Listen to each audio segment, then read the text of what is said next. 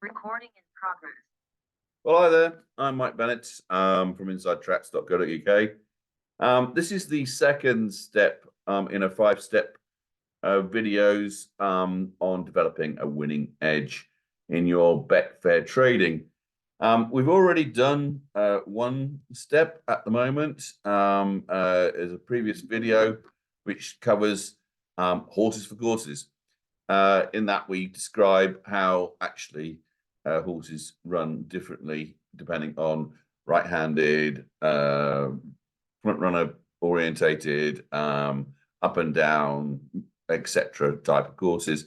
And it's very important that you understand that component. So have a look at that video and know more about that more in detail.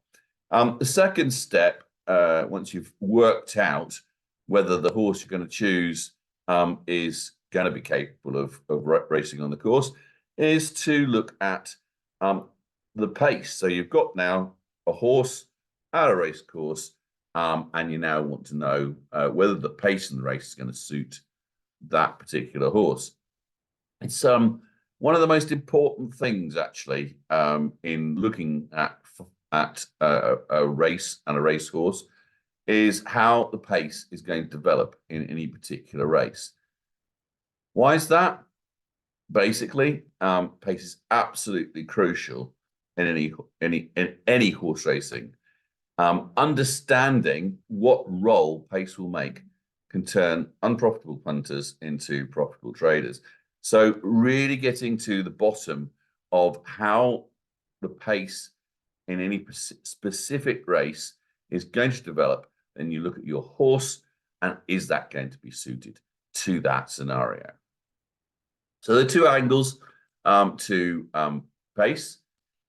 What is the pace bias of the course and the distance? So that's really important for you to understand. So every course has a pace bias. And then actually within that course, every distance has a particular pace bias. So understanding what the pace bias is of the course and distance we're talking about is extremely important.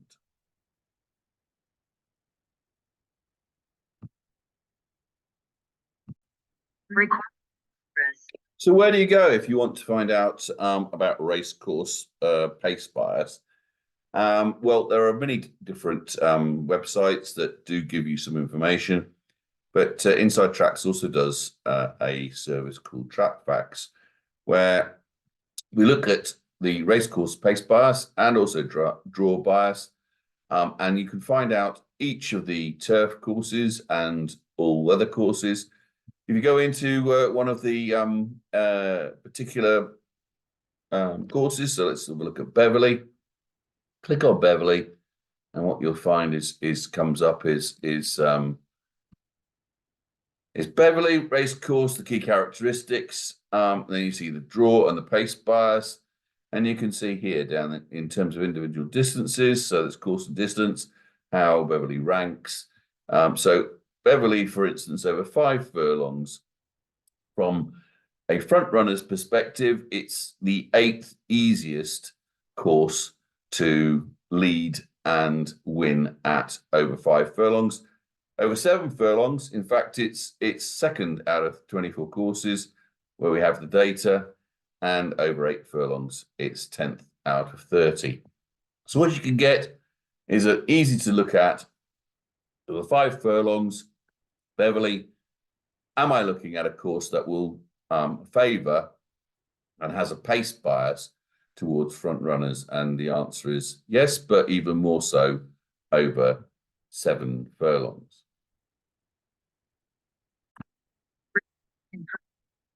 So by using TrackFacts and or any other source of information, you can get a view on the course and distance and whether it favours front runners or whether it favours hold-up horses. So the next important angle to look at is how is the pace likely to unfold in any given race. So we know that we're racing over 5 furlongs at Beverley, but we clearly have 8 runners there, and is there a front runner in there? Is there a whole lot of hold-up horses? What is going to be able to tell us what's going to happen in terms of the pace and how it's going to unfold in the race? And is that going to suit the horse that we're going to trade? Well, the process I go through to look at how I think the pace in a race will develop is by going at the races. I'll look at any particular race. This is, in fact, tomorrow's race at Haydock. We've got a 5 furlong race here. And so it's important that I know what is going to happen in terms of the pace. So they have a little button here, pace, which you can click on, and then you can click on this icon here, which then puts all the different horses into the order in which they are going to be paced. So Night on Earth, clearly, has a 10 out of 10 rating. And if we go into Night on Earth, what we should be able to find in that horse's form is that when we look at how it's run, we should see here Made All, and we do. We see Warhood to post, blindfold removed late, Made All on the far side, shaken up over 2 furlongs out, ridden along 1 furlong out, kept on well, final furlong. And we should find that that is the preferred way, Made All, ridden edge right, inside final furlong. So when a horse has a 10 out of 10 rating at the races, what we'll find is that when we look into the form, we can see that Night on Earth prefers and has won by making all. So here we have a horse that is drawn 2, that is almost definitely going to lead, probably even over at Hyperfocus. So let's have a look at Hyperfocus and see whether that horse has to lead to win. And here we see Chase Leader ridden, ran on inside final furlong. So clearly it likes to be prominent, but doesn't have to lead. Here we go. Started quickly, made all. So it will make all if it has to, and will probably challenge for the lead. So that's going to mean that this particular race is liable to be run at a decent pace, because we've got a confirmed front runner and a horse that can make all, or will sit in behind the leaders and be prominent. So what you're seeing here is a pace map that says that Night on Earth is liable to lead from stall 2. Hyperfocus is liable to come out and either take Night on Earth up for the lead from stall 3, or might just want to just sit cozily behind Night on Earth, take a lead. And then even with this third horse here, Toka Badira, let's have a quick look at her. Sorry, him. And then we can see that, how did he win? Led early, track leaders, led over 2 furlongs. So again, this is one that wants to be prominent. So it looks like there's a lot of pace in this race. It looks like it may well be run at a breakneck speed. It looks like Night on Earth is liable to take the lead. We've got 2 here in very close proximity to that leader, also wanting to run prominently. So what about the favorite then? Who is the favorite? Chagrin. Well, that doesn't look too bad, because actually Chagrin is one that wants to be probably held up in midfield and come late. So let's have a quick look at Chagrin and see how that one normally runs. And here we see held up mid-division, headway far side of the group, hung right inside final 2 furlongs, led final 110 yards, driven out. This looks actually, and when you look at that particular race that I've just taken really at random, that we can see that there's 3 horses there at the top that are drawn closely together, that are liable to go off at fairly decent pace, one of whom definitely wants to be a front runner, and therefore will probably pull himself to the front in preference to being second or third. So therefore, the pace in this race is liable to be very strong. If the pace is strong, then that suits those that are being held up, because ultimately there's going to be a lot of pace in the race early on, and the ones that have put in all that pace at the front are going to run out of steam and the pace will collapse. And that means that those that have been taking the lead, that are sitting in behind, are liable to come to the fore. So my prediction in terms of the pace map here for this particular race is that the pace map shows that it's going to be a strongly run race with at least 3 horses pushing that pace, and Chagrin will sit mid-division, being given a nice toe into the race from stall 4, which is surrounded by the pace, and that O'Sheen can come then with a late run. And well, there'll be others obviously taking on that late run position as well. But because Chagrin is one of the leading lights here, we can think that he is liable to come out of the pack and be a leading contender here, and therefore deserves to be favourite, and in fact probably should be a shorter price favourite than 7-2, because this race is liable to be run to completely suit him.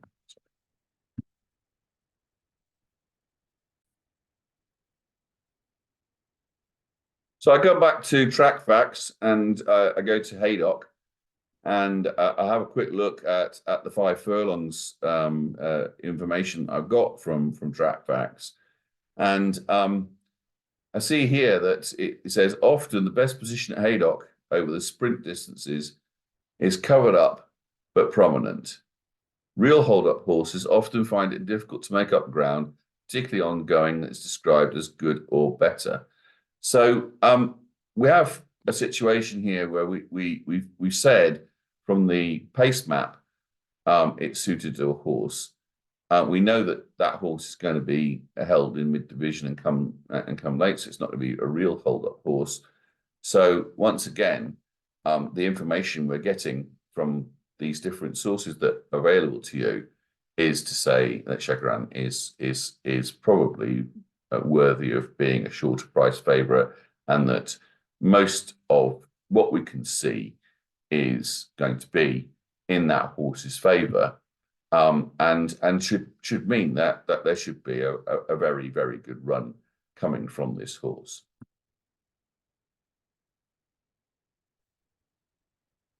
So as I've said, there are 2 main angles to pace. What is the pace bias of the course and distance? And how is the pace likely to unfold in any given race?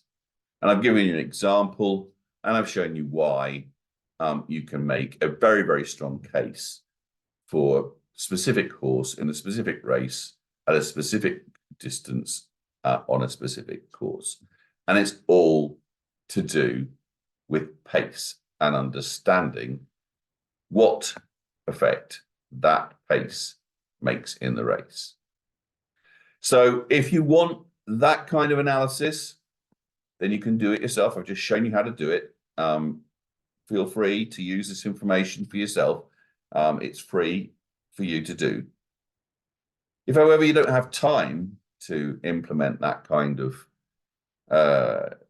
investigation every day, then I do a hints and tips newsletter, which gives you Well, first of all, I review the previous day's tips, so you know where I was, and you can agree or disagree with me with your own experience. But generally speaking, I try and give you an honest view as to how the race went, and if Chagrin doesn't win tomorrow, it will be for a particular reason, and I'll tell you what it was, and whether in fact Chagrin is not as good as I thought it was, or was just unlucky, or next time out we'll do better on a different course, or whatever the outcome of that analysis is.